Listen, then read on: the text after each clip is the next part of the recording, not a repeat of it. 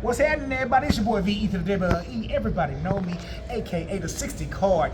God, it's your boy Vail giving them hell. And I did something today. Y'all see my ego mat. Yeah, ego mat. Y'all see that over there? Y'all can just take a picture of it. Oh, yeah, that's your 2-day winner mat, dog. Yeah. So I went 9-0 day one at Nationals. And ended up getting top 64 because my guys, my boys Johnny, my boy Slim, they positive guys. Yes, I'm sir. not gonna say what I feel about the rest of the day, but I want to first thank everybody who came out, man, and supported me through Facebook. My testing partner Swift back here. He's in the background there. I want to also shout out my boy Skylar. He's no longer with us, but he would have been here. Hey, we love you, Peach, man. We glad. Shout out to my wife for letting me come here without her. Shout out to One Up TCG. I'm not sponsored as of this video. Y'all blow his inbox up. But shout out to Fry, man, and everybody we roll with. Also, shout out to my boy Big Red Larry. Y'all gonna see him. He was second place after Swiss, and his deck is also nice. But you know, I wouldn't even have this deck profile if it wasn't. You know how many cards it's in. 60 cards? We ain't even gotta talk about it. 60 gotta talk cards. about it. See, I'm dripped. Drip. Oh, God. And so is my deck. So argument. Wrong deck profile. My bad. Hey, check that Plunder Patrol profile out too. But I played going second Despia, which was the best deck in the room. Not even close. I didn't struggle. I don't feel like I struggled at all, really. And I played like every deck available. I just want to get in on Yeah, I see but that. it's cool. Let him get some spotlight. So I'm gonna run through the deck profile. And I'm gonna stop and explain some stuff. So we got the standard list. We got 3 Tragedy, because you need 3. 3 Aliber, the best one. Then you have Despia, Dramaturge, and Ad Libitum. I summon this during my opponent's battle phase a lot. And then this, I almost considered playing 2 instead of this, but it didn't really happen. Because my deck was blind second, so we played 5 copies of Aliber. So, I mean, not Aliber, but Fallen of Albaz. You see the drip. You see it. I sees it. So Ecclesia is insane. A lot of times I would just summon Ecclesia, and she's just like, they have to interact with her. She also eats ash, but if you summon her and then activate Poly, you threaten Chimera and you force your opponent to respond. That's only come up. It only came up like twice, but it was insane. And you know, he's super Poly without playing the bad spell card. We played the worst card in my deck, Albion. I'd never play him again, but really, I can't say that. I play him because the only deck that you need him for is Adignister, and the only way we get over the Towers dude is by making Titaniclad. And I played Adignister, but he moved the card for me, so I never had to do it. Oh, nice. Then we got Edgem Chains, and then, you know, the Lord of the Golden over Snow. This card is probably to me, it's better than Snow because it forces 2 points of interaction. It's a hand trap with extra spells, so if you open up extra branded openings, anything like that, it can force negates off the board, and then it brings itself back. So even if you're Scythe Lock, you can just play through the turn, and then your opponent wins. And if they make Calamities, their deck is probably like not very good, so you'll win most of that. And then MVP, bro, put them back to 3 for me. Put them back to 3 for me. So with the wording on Pancratops and Ecclesia says your opponent has to have more monsters than you. So they'll always have more monsters than you. You can also summon him and then activate mine and chain the pop a card. And when mine resolves, your opponent's just stuck under it. But it was solid. Again, I'd play 2 or 3 if I could have. Then we played some hand traps. We're playing 60, but we played Ogre. Ogre overperformed, and actually, yeah, we played Ogre Ash, and we'll talk about. I really played a lot of the Big Head Ghost Sisters, and I played 2 Veil. So, like, these 2 to me overperform, and this card is just a necessary evil. It's really not as good, but the problem that Despia has always had is that you can build a going first board that does something as long as your opponent can't interact with your grave. So this stops Call By, this stops Crow. This stops Enchantress, so you have basically 4 ways to stop Enchantress. And then pair it with the Ogre. Any 2 combinations of each one of these stuff, you basically Therian decks don't play. And then you played Big Rock Johnson, the Big Space Rock. He came down. At first, I wasn't gonna play him, and then they talked me into it at the last minute over the second Golden Lord. But he came in clutch. A lot of times it was like just forcing the negate out, so that when I play my blowout cards, they have nothing for it. Then we get to the spells. So we play Call By, nothing spicy there. 3 Branded Fusions, nothing spicy there. Nothing spicy with the openings. We played 2 reds. I almost played 1 red. And this is the MVP of the weekend. Even going second, this card plays around anti-spell, and it also puts you in a position where most boards are putting lights and darks on the field.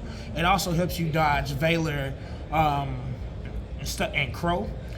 So a lot of times this weekend, what I would do is I would have both of these set, and I would use one as bait so that I can resolve the other, because they only have 1 interaction. So you just target the same monsters twice. It's kind of like the old Orcus format, where you'd have a bunch of banished Orcus, and you'd have Long Gearsu and Galatea, and then you would target them and then chain until you could resolve it. So you had the same targets. So you don't really care about the secondary fusion effect, because you're going to resolve a fusion summon regardless. So it's just a blowout. Then 3 Patchworks and 2 Polished. And then we play 60, so we have to have some consistency cards. So we played Sark is actually good for more than just banishing the tragedy. Because we play so many blowout cards, if we're sitting under mine or anything like that, we just search the other cards, because our goal is never to deck you out in mine. It's to optimize our hands so that when it's time to push for game, that we are in all clear. And then something that we don't see in Despia decks, which is just 2 desires. You bait Ash. As long as I use every time I resolve desires, I had either already full comboed or just used it for bait. And I didn't lose a single game that I activated this card. This card, on the other hand, was garbage. Allure of Darkness. It looked good, but it was trash. I would never play it again. And then the thing that make the go second deck go is blowout cards. So we played 2 mine. It came up big in day 1, but honestly, all I used it for was just so people couldn't Ash Brand Fusion, and then I sent Golden Lord and then moved it in OTK.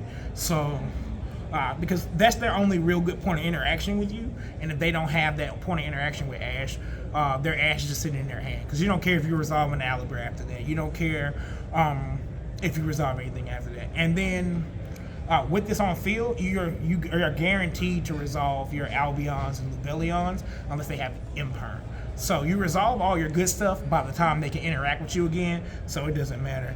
Lightning Storm is crazy, especially paired with Dark Ruler, because that happened. I Lightning Storm, Dark Ruler, a bunch of folks. Also, another combination of crazy cards. So you got 3 Droplet, and then the 2 Evenlies. So I played against Eldritch, and dude was cool. I wouldn't have been that cool. He would have been flaming. He set 5 and passed, and I had Lightning Storm Evenly. He was playing pure Eldritch, and he didn't have a Solemn, so he died. He got blew out 2-0. And then I played against a Marinces guy. He set 4. I don't know why he didn't think I played this card. I won the die roll, let him go first game 1. And then he saw going second cards game 1. And then he won game 2. And then game 3 he set 5 and passed. And then I asked him after the match why did he do it? And he was just like, I didn't think you were playing evenly. That's crazy. That's crazy. Imagine. But that is the 60 card main deck.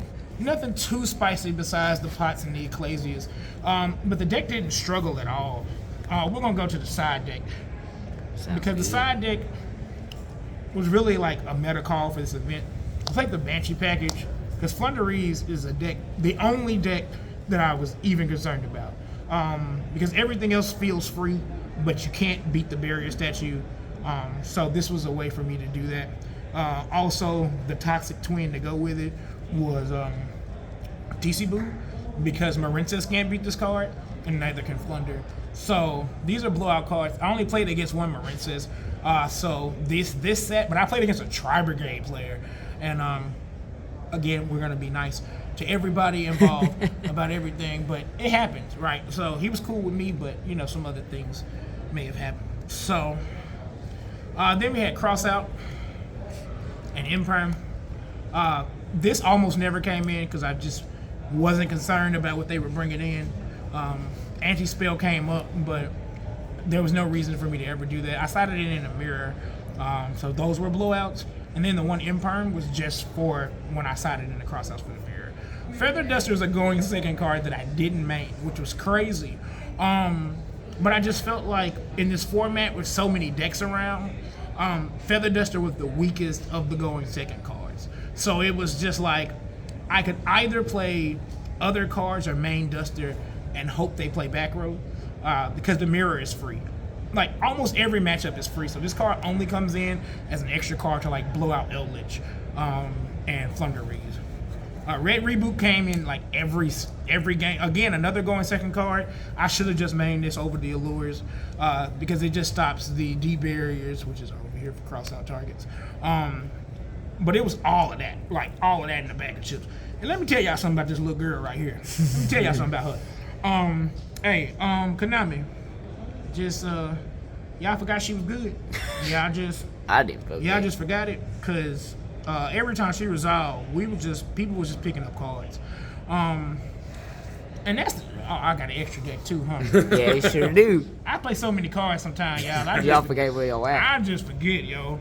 So the extra deck Tulu Bellion. This actually came up a few times because most people are going to that one list, which doesn't make sense to me. Because if you need it later on, you don't have access to it. Having access to it in grind games is way better than not. 3 Albion. This was the last brother born, so that's why he ain't shining. He don't shine like his big brothers. But it's a mandatory 3 of just because of the way you cycle. It's not the MVP though. Mirror J isn't even the MVP of my extra deck. That's why. These are the standard, but I'm gonna show you. This is the MVP of my extra deck. So you would think I played against Dragon Link. You would think that's the MVP use. No. It won me a game against Drytron. Yeah, my boy was playing the skip your main phase list, and all I had was like Albaz in hand, and then I had full combo. But I needed to be able to get him off the field, so I was like, I'm looking. I look at my extra deck, and I was like, you're dragon, bro. And so he can attack twice. So it was 5K, and so you're always playing the nib anyway. So it was easy to push. Titaniclad, he was robbed of his time to shine. Like I said, the Addict player moved the towers, so he just sat in my extra deck all day and just waited to have something to do. And then you have the Queritus, who was dope. I probably should have played a second Queritus over a second Masquerade, because when everyone was playing at an appropriate speed, I only ever made this like after I dropped their life points to like 500. Because it's an auto concession then, and then we have to move to the next game. But the second one never came up. Draco Stapelia is a really good card, but I think in the current climate, like making hard negates on boards where everybody's playing cards to dodge hard negates. Like I did this against I played against Kamal and put it on his regulars, and then he could still distribute regulars. For some reason, I didn't know that. So, you attributed regulars for cost. It's basically just like skill drain. Once they leave the field, the counter's not there. So, this card performed, but not really. And then the big dog. The big dog, Woof Roof. Acknowledge him. Guardian Chimera was out here in these streets. I made him more than I made any other card in my extra deck, to be honest. Everything else has just been a bridge to him. And then when you're playing going second, what you find is after you wipe most of their resources, Chimera just gets rid of the rest. And then if you can establish anything like a Mirror Jade, or even just Chimera plus another fusion monster like Aquarius or a Masquerade, your opponent can't recover. And that's the whole like idea behind going second. You're going second because Despia going first isn't nearly as powerful as it is going second. Going first, you'll lose 60% of the games you play just because every other deck ceiling is so high. So going second drops their ceiling, and then you just win. Because now we're playing GOAT format, and you can't beat this deck in GOAT format. Nice. So that's the deck. I want to give more shots out because I forgot some people, but It's not okay. really. Let them know. I want to first shout out my two brothers behind these cameras, man. Oh, you already know. Oh, you Michael. already know. You know, we you do. know what it Mhm. is. So I gotta shout out my brothers from behind these cameras because they've been rocking with me before it was cool, and I appreciate that love. And everybody who sent all the messages and all that, again, thank y'all so much. I appreciate that love, and we gonna party out the next event, and we bringing it back home to the South, baby. It's your boy VE to the double LE. I'm signing out of this thing. Oh God, yes. Yes.